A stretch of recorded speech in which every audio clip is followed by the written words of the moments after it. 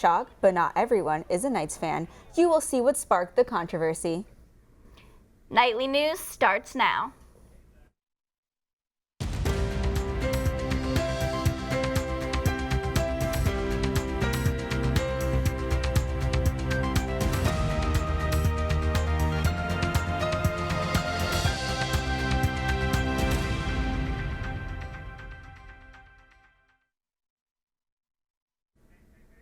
Good afternoon and welcome to UCF Nightly News. I'm Sarah Nagy. And I'm Carolina Tesuto. Today is Friday, September 13th, 2019.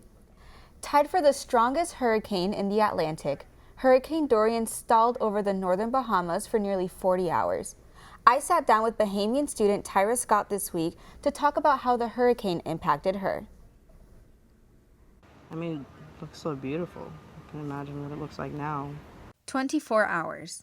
That's how long biomedical sciences major Tyra Scott spent without any news from her family in the Bahamas. Then when we saw the conditions had changed, then I was on edge the entire time. Although I know that my family is usually prepared for hurricanes, this was predicted to be one of the worst ones they've ever had. Her mother's side of the family lives there. Scott lived there for 10 years. She now wants to go back and help the place she called home in any way she can. Not only do I want to do some relief efforts for the entire island and even Abaco Island when I have a chance, but I definitely can't wait to see my family. About 68,000 students go to UCF. Only about 20 of them are from the Bahamas. Although the number of UCF Bahamians is small, there has been an outpour of support. Puerto Rican Student Association has offered to help the Bahamas, having been in their place 2 years ago with Hurricane Maria. The club wrote in a Facebook post, "This is an experience we know too well, and we will be giving our best efforts to help the people of the Bahamas in any way we can." But we should also be conscious of those who did get impacted, and one way or another, we should help them. In Orlando, Carolina Tesuto with UCF Nightly News. UCF Global, SGA, and the National Association of the Bahamas is hosting an ongoing donation drive. For more information, visit global.ucf.edu. The days leading up to a big storm like Hurricane Dorian can get chaotic and stressful, but some UCF students took advantage of an on-campus resource. Nightly News reporter Amber Pellicone shows us where some students went to prepare for the storm. The Knights Helping Knights Pantry is an on-campus resource that is always available to students. But during the week before Hurricane Dorian, the pantry made it easy for students to stock up on extra supplies. We saw a large influx of students coming in. Assistant Pantry Manager Elias Valentine says the pantry accommodated students by allowing them to take 10 items a day instead of the usual 5. So we were able to offer 10 items so students can stock up in preparation for the storm. So within that 10 item limit, they were able to get more dry items. The pantry says the most common items that students would stock up on are things like canned goods and ramen noodles. We got a large shipment of cereal, water bottles, granola bars, peanut butter, protein, stuff like that. So we were able to sort of put out a little bit more. Students who regularly come to the pantry say they are thankful to have this resource available. Even if I had no money, absolutely nothing, I still would have been able to come here, get any food, any drinks that I need, take it back to my dorm or take it back with me to where I'm from. Ronaldo Gordon says he came to the pantry a week before the storm to stock up on canned goods and ramen. It allowed me to basically keep myself well fed during like the ride out of the storm, because I couldn't leave my room or anything like that. So coming here was my best bet. The pantry also continued their 10 item limit in the days following the storm, but for now they are back to normal operations. Reporting in Orlando, Amber Pellicone, UCF Nightly News. The Knights Helping Knights Pantry is currently working on a plan to donate to the Bahamas. Students across UCF are in search of how to help those affected within the Bahamas, with some heading out to the island to personally give donations. All around UCF and Central Florida, donation drop-off locations are stocking up on necessities for victims of Hurricane Dorian. Some UCF students are taking matters into their own hand, including senior Casey Geyer. the Geyer family created a GoFundMe and is encouraging anyone to donate supplies. Geyer's family took donations they received on their boat and hand-delivered the items to ensure they got into the right hands. A lot of times they don't deliver the resources to their people. That's why a lot of times I ask for donations instead of resources.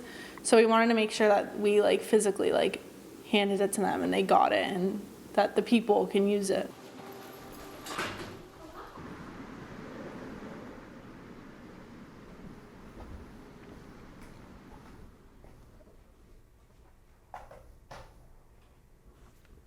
You can head over to local drop-off centers around UCF, including Nitrogen Ice Cream on Alafaya Trail throughout the month of September.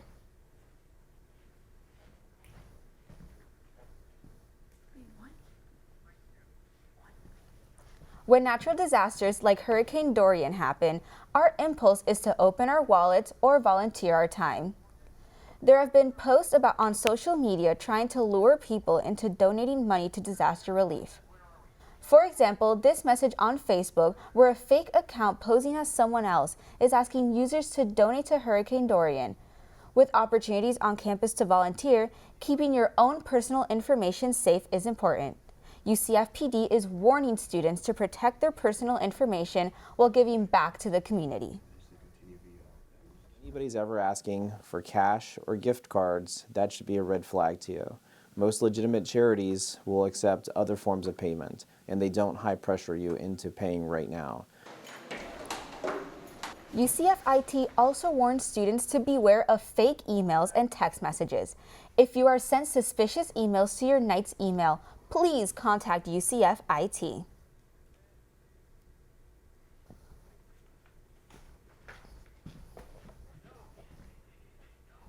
Delays across campus due to Hurricane Dorian has UCF behind in meetings and financial disbursements. Students question how long the delay will affect their accounts. Nightly News reporter Jasmine Haynes shows us how these delays impact university operations. That's it. That's reported. Operations around UCF are finally getting back to a normal schedule after Dorian's hurricane scare. UCF's 4.5-day campus closure pushed back to events, meetings, and financial aid payments. The delays across campus have students worried. UCF sports and exercise major Eldrick Clapp is one student whose financial aid got held during the hurricane.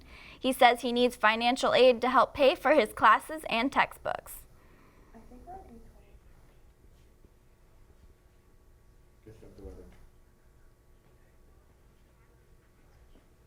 How's the weather? All right, we're going to head over to Chris with the weather. Weather around campus right now has been very good. There's a couple of clouds in the sky, but overall it's been very sunny. And it's been a good day to go play football, ride a bike, maybe even play some basketball. People can also sit under hammocks maybe under a tree if it gets too hot for somebody. And now here are our current conditions.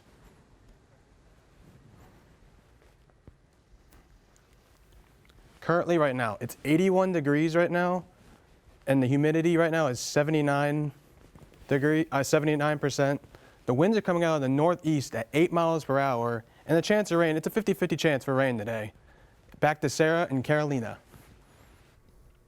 UCF Senate is finally back after a hectic first few weeks of school.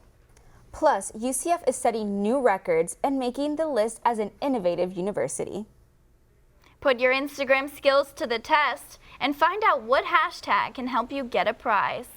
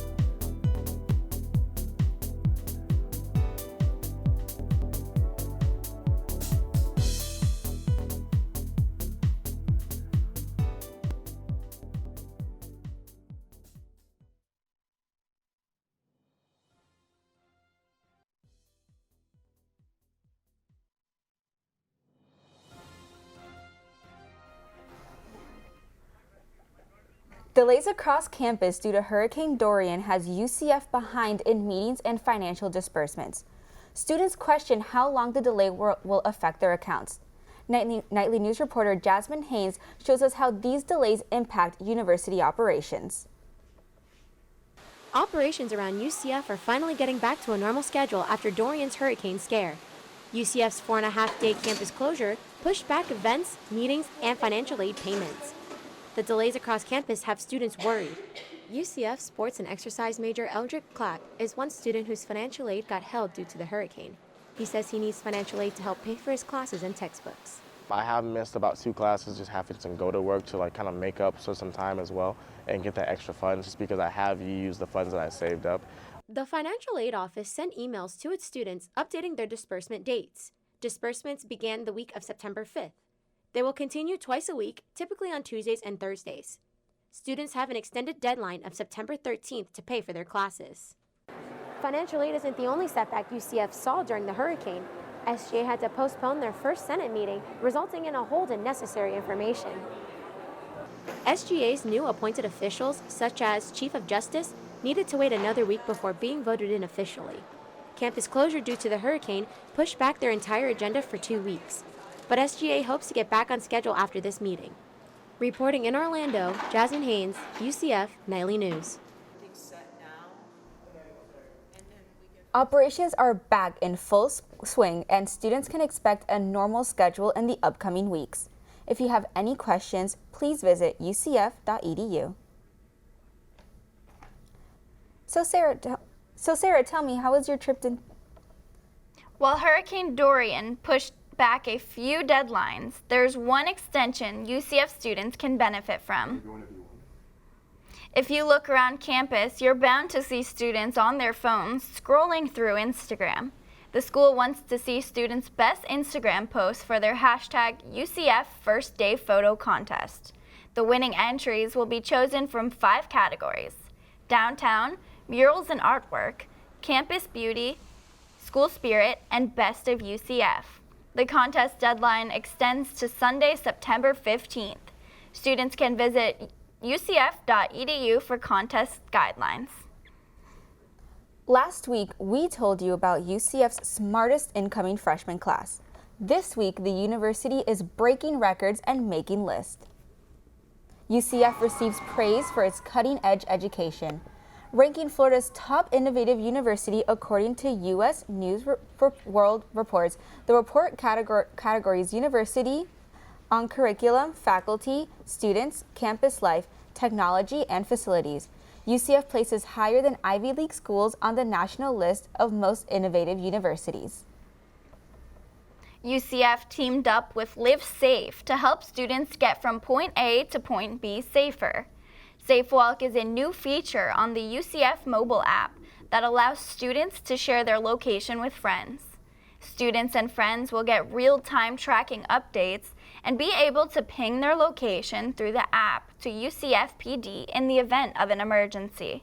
To learn more about SafeWalk, students can download the UCF mobile app. UCF Student Senate was eager to get the ball rolling on their first Senate meeting of the semester yesterday. The first 2 weeks of the Senate's meetings were canceled due to UCF football and Hurricane Dorian. Because of this, there was more on the agenda than usual. Out of 100 freshmen that applied, 60 were discussed to be selected for Student Government Leadership Council. The SGLC Fellowship will begin on October 3rd. At the end of the session, Philip Balakowitsky was announced to be the new Chief Justice. Coming up on Nightly News, learn how several UCF medical students put their knowledge to the test even before the first day of their med school. And find out about a new FDA warning regarding e-cigarettes.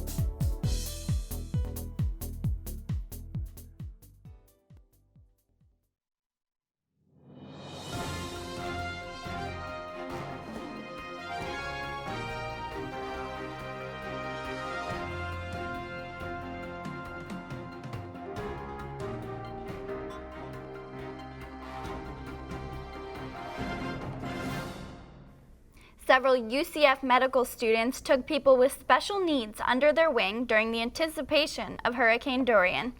Earlier this week, I found out how a simple EMT course turned into helping out the entire community. As if medical school isn't demanding enough, 6 first-year med students at UCF took time before their 4-year journey even began to get a head start on helping others. The med students took a week-long medical responder training course, and only weeks later, they were needed for Hurricane Dorian relief. The students helped people with special needs at community shelters. I think it's always a good sign when you start learning by actually getting in the field and experiencing what it's really like. What are some of the things you would see more often than others? I think we very quickly realized that just because it says that we're emergency medical responders doesn't mean that we're doing emergency medicine. A lot of it was just talking to patients during a stressful time. Leonie Dupuis put her brand new medical gear to use right away. She says her and her peers were constantly taking blood pressure, temperature, and heart rate. But her favorite part was connecting with the patients. In this case, the people we were working with, they were real members of our community, and they were really able to tell us about their lives and, you know, the things that they do and the things that they've been wanting to do, and that was really cool. The patients with special needs were not the only people in the community that the students helped. What was cool is that the fact that we were there and we were able to help means that the Seminole County EMS system is more efficient. And so it was really cool to know that what we were designed to do, which is to make their EMS management system better, worked. The students say that this experience was a great way to set the tone for their first year of medical school. Reporting in Orlando, Sarah Nagy, UCF Nightly News. When I spoke with the medical students, they said they were excited for their first year of medical school and that this experience helped them practice interacting with patients. The Trump administration moves to ban e-cigarettes following reports of several deaths linked to vaping. Nightly News reporter Paula Guzman reports what we know so far about the illness outbreak and how UCF students can take health precautions.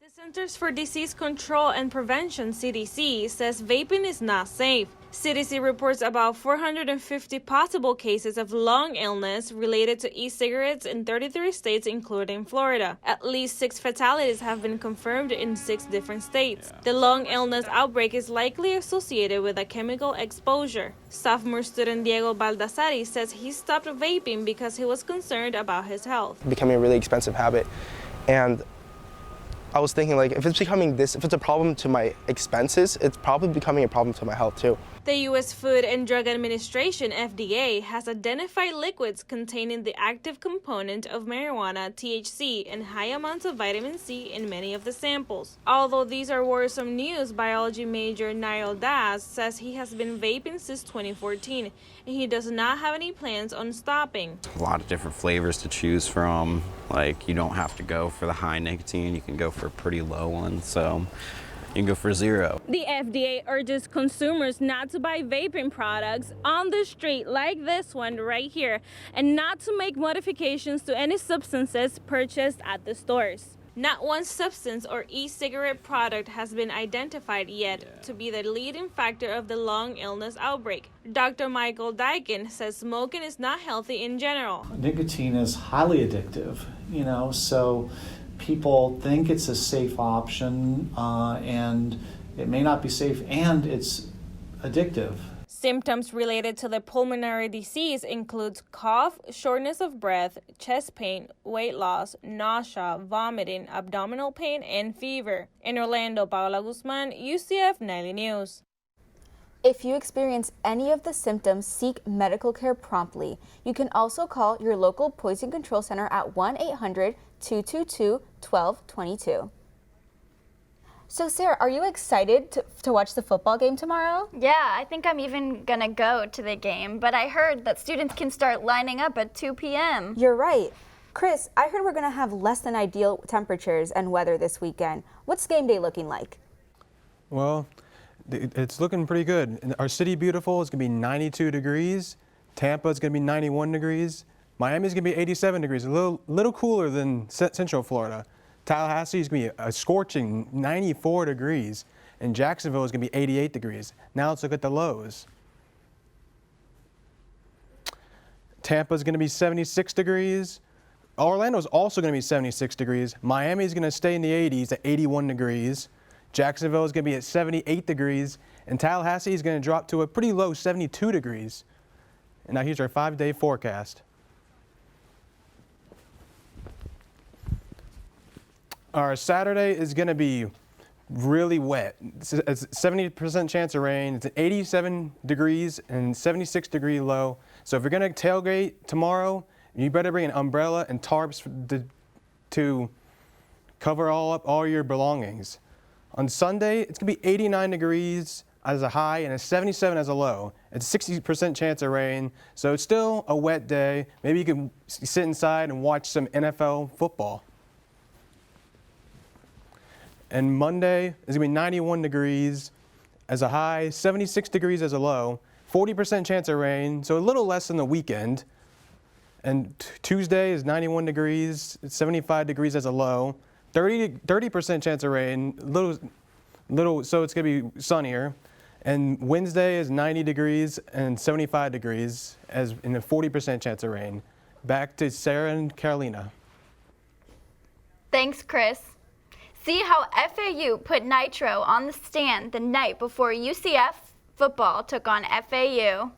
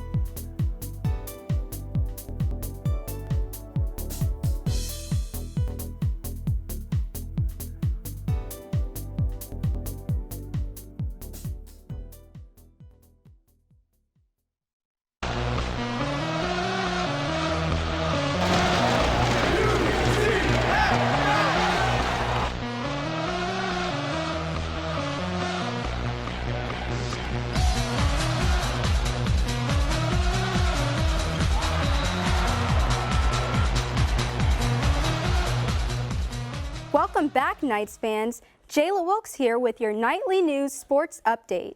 A long-standing FAU tradition left UCF's mascot with a burn. The night before the UCF versus FAU football game was not a great time to be our beloved Nitro. Every year, FAU holds a bonfire to kick off the start of their football season. However, this year's event, a night which had a strong resemblance to Nitro himself, was set on fire. FAU said the burning was intentional but was all in good fun. In the end, UCF got the last laugh with a 48-14 win. And speaking of football, I plan on going to the game. What about you all? I plan on going, but that's all the time we have for now. I'm Sarah Nagy. And I'm Carolina Tessito. Thanks for watching. Have a great day.